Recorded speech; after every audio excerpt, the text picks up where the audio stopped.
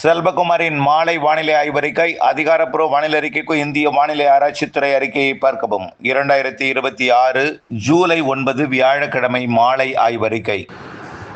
அறிவித்தது போலவே 9ஆம் தேதி தமிழ்நாட்டிலே பல இடங்களிலே மழை பொழிந்து வருகிறது. குறிப்பாக ராணிப்பேட்டை மற்றும் திருவள்ளூர் மாவட்டத்தில் தொடங்கிய மழை காஞ்சிபுரம் மற்றும் சென்னை உள்ளிட்ட பகுதிகளுக்கும் செங்கல்பட்டு மாவட்டத்திற்கும் கனமழை பொழிவை இடி மின்னலுடன் காற்றுடன் கொடுத்து வருகிறது. தற்பொழுது சென்னை மாநகரம் ஸ்தம்பிக்கும் வகையில் மழை பொழிவு கொடுக்க இருக்கிறது. திடீரென்று கொட்டும் மழை என்று தற்பொழுது ஊடகங்களிலே பேசுபொருளாக போகிறது. சென்னை மாநகரிலே தாழ்வான பகுதிகளில் சற்று நீர் தேங்கும் வகையில் இன்றைய மழைப்பொழிவு அமையும் என்று எதிர்பார்க்கப்படுகிறது. காஞ்சிபுரம் மற்றும் ஸ்ரீபெரும்புதூர் உள்ளிட்ட பகுதிகளில் தொடங்கியிருக்கூடிய மழை பூந்தமல்லி மற்றும் தண்டலம், அப்படியே பார்த்தீங்கன்னா செம்பரம்பாக்கம், மீனம்பாக்கம், அப்படியே கடலோரம் வரைக்கும் ஒட்டுமொத்த சென்னை மாநகரம் மற்றும் திருவள்ளூர் மாவட்டத்தின் தெற்கு பகுதி, வட சென்னை மற்றும் காஞ்சிபுரம், செங்கல்பட்டு மாவட்டத்தின் செங்கல்பட்டு உட்பட அப்படியே மரக்காணத்திற்கு வடக்கே உள்ள பகுதி வரைக்கும் இன்றைக்கு கனமழை பொழிவு, மிக கனமழை பொழிவு கூட கொடுக்கலாம். சுமார் 10 மேல் 10 சென்டிமீட்டர் வரைக்கும் ஒரு சில இடங்களில் மழைப்பொழிவு கொடுப்பதற்கு வாய்ப்பு இருக்கிறது.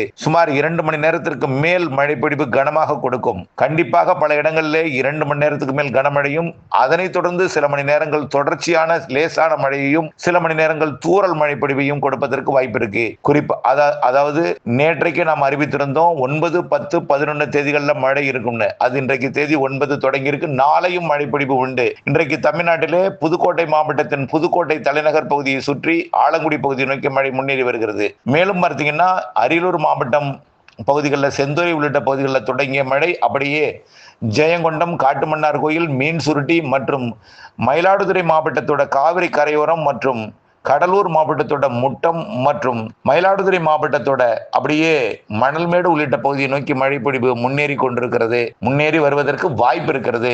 இன்றைய மழைப்பொழிவு இந்த புதுக்கோட்டை மற்றும் அரியலூர் மற்றும் மயிலாடுதுறை மாவட்டத்தோட காவிரி கரையோரம், ஜெயங்கொண்டம் உள்ளிட்ட அரியலூர் மாவட்டம், கடலூர் மாவட்ட காட்டுமன்னார் கோயில் சுற்றுவட்டாரம் பெய்யக்கூடிய மழையை விட சென்னை மழை கூடுதல் நேரம் பொழியும். இடி மின்னல், வலுவான பலத்த மழை ஒரு அச்சமூட்டும் வகையில சென்னையில மாநகரத்தை மையமாக வைத்து அதன் சுற்றுவட்டாரம் இருக்கக்கூடிய மாவட்டங்களில் எல்லாமே பொழிய இருக்கிறது. இதன் காரணமாக விமான போக்குவரத்து சில மணி நேரங்கள் பாதிப்பை ஏற்படுத்தலாம். விமான போக்குவரத்து, அதாவது விமானம் வந்து செல்வதில் கண்டிப்பாக பாதிப்பை ஏற்படுத்தும் வகையில் இருக்கும். நாளை 10ஆம் தேதி தமிழ்நாட்டில் பெரும்பாலான மாவட்டங்களுக்கு மழை வாய்ப்பு பிரகாசமாக தெரிகிறது. அதாவது வட இந்திய நிலப்பகுதிகளில் ஊடுருவி கொண்டிருக்கக்கூடிய அந்த காற்றழுத்த தாழ்வு பகுதி படிப்படியாக செயலிழந்து கொண்டே பாகிஸ்தான் எல்லையோர பகுதியை நோக்கி நகர்ந்து கொண்டிருக்கிறது. இந்த வேளையில தெற்கு திசையிலிருந்து வருகிற காற்றும், மேற்கு திசையிலிருந்து வரக்கூடிய காற்றும் சென்னை உள்ளிட்ட வடகடலோர மாவட்டங்களில சந்திப்பை ஏற்படுத்தி இந்த மழைப்பொழிவை ஏற்படுத்தி கொண்டிருக்கிறது.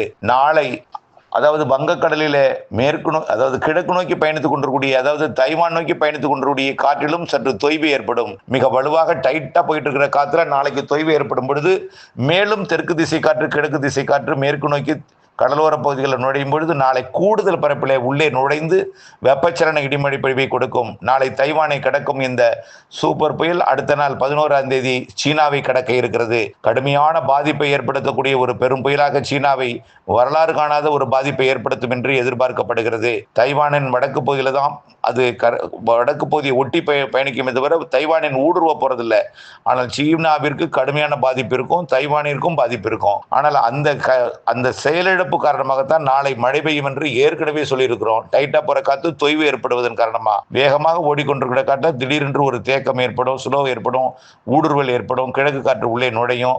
கிழக்கு காற்று நுழையாம கிழக்கு நோக்கி போயிட்டு இருக்கிற காரணத்தினால இந்த தொய்வு, அதாவது இப்போ மழை இல்லாமல் இருக்கு. இப்போ படிப்படியாக தொய்வு ஏற்படும் பொழுது நாளையும் நல்ல மழை பொழிவு கிடைக்கும். இன்றைய விட நாளை கூடுதல் பரப்பில் இன்றைக்கு பெய்யாத மாவட்டங்களில் நாளை மாலை, இரவு, நள்ளிரவு, அதிகாலை, அடுத்த நாள் அதிகாலை, அதாவது சனிக்கிழமை அதிகாலை வரைக்கும் நல்ல மழை பொழிவு ஆங்காங்கே கொடுக்கும். நாம ஏற்கனவே சொன்னதும் அதுக்கு அடுத்தது 10 நாள் இடைவெளி கிடைக்கும்னு சொன்னோம். 8 நாள் இடைவெளிக்கும், 10 நாள்ல 8 நாள், 18ஆம் தேதி வரைக்கும் இடைவெளி கொடுக்கும்.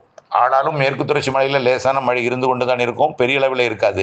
19ஆம் தேதியிலிருந்து மீண்டும் தென்மேற்கு பருவமழை தொடங்குவது உறுதி, தீவிரமடைவது உறுதி. படிப்படியாக 19ஆம் தேதி தொடங்கக்கூடிய அந்த தென்மேற்கு பருவமழை 19 விட 20, 21, 22ன்னு அப்படியே மழைப்பிடிப்பு மேற்கு தொடர்ச்சி மலை மாவட்டங்கள்லையும், பாலக்காட்டு கணவாய், அரியங்காவி கணவாய், ஆரல்வாய்மொழி கணவாயிலையும் சாரலை மெல்ல அதிகப்படுத்தும். இந்த மாத இறுதியில பலத்த மழை இருக்கு.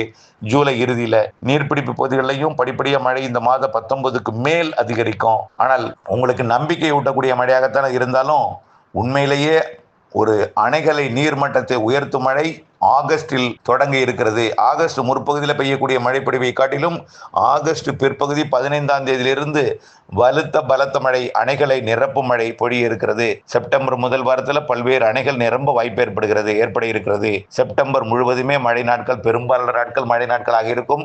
செப்டம்பர் அக்டோபர் இறுதி கட்டத்தில் தான் ஒட்டுமொத்த தென்மேற்கு பருவமழையும் ஜூன் ஜூலை ஆகஸ்ட் செப்டம்பர் அக்டோபரில் பெய்யக்கூடிய மழை எல்லாம் ஒட்டுமொத்தம் செப்டம்பர் அக்டோபரில் பொழியும் என்று எதிர்பார்க்கப்படுகிறது. ஆகவே பெரும்பாலும் மழைப்பொழிவு, அதாவது தாமதமாக பொழிந்தாலும் பலத்த மழைப்பொழிவு, சராசரிக்கு கூடுதல் மழைப்பொழிவு இருப்பதற்கு தான் சாதகமான வாய்ப்பு தென்படுகிறது. ஆகவே கவலைப்பட வேண்டாம். எல்னினோ, வறட்சி போன்ற வார்த்தைகளால் உங்கள் மன வேதனைப்பட்டு கொண்டிருக்கூடிய இந்த நேரத்தில் தயவு செய்து பொறுமை காத்திடுங்கள். அதற்கு பிறகு நம்பிக்கை ஊட்டும் மழையும், அதற்கு பிறகு உண்மை அறியும் மழையும், உண்மையிலேயே உங்களுக்கு முழு நம்பிக்கை ஏற்படுத்தக்கூடிய மழையும், அதாவது பயன் தரக்கூடிய வகையில் உண்மையை உணர வைக்கும் வகையில் அணைகளை நிரப்பும் மழை ஆகஸ்ட் இறுதி, செப்டம்பர் முதல் மற்றும் 2வது வாரத்தில் கொடுக்க இருக்கிறது. தொடர்ந்து அக்டோபர் 15 தேதி வரைக்குமே அந்த தென்மேற்கு பருவமழை வலுத்தே இருக்கும். வெயிலுக்கு பின் மாலை இரவு இடிமழை பொழிவையும் தென்மேற்கு பருவமழையும் சேர்த்தே கொடுக்கும் செப்டம்பர் அக்டோபர். ஆந்திர பிரதேச கரையோரம் உருவாக இருக்கக்கூடிய தாழ்வு நிலைகள் தெலுங்கானா, ஆந்திர பிரதேசம், கர்நாடகா, கோவா போன்ற பகுதிகளுக்கு அதீத மழைப்பொழிவை கொடுக்கும் செப்டம்பர் அக்டோபர். அக்டோபர் 15 வரைக்கும் தென்மேற்கு பருவமழை 16, 17 மெல்ல திசை மாறும். 18 அப்படியே தலைகீழாக மாறும். ஆனால் தொடர்ந்து வடகிழக்கு பருவமழை தொடங்குவதற்கு முன் முதல் நாள் வரைக்கும் தென்மேற்கு பருவமழை வலுத்து பொழியும்.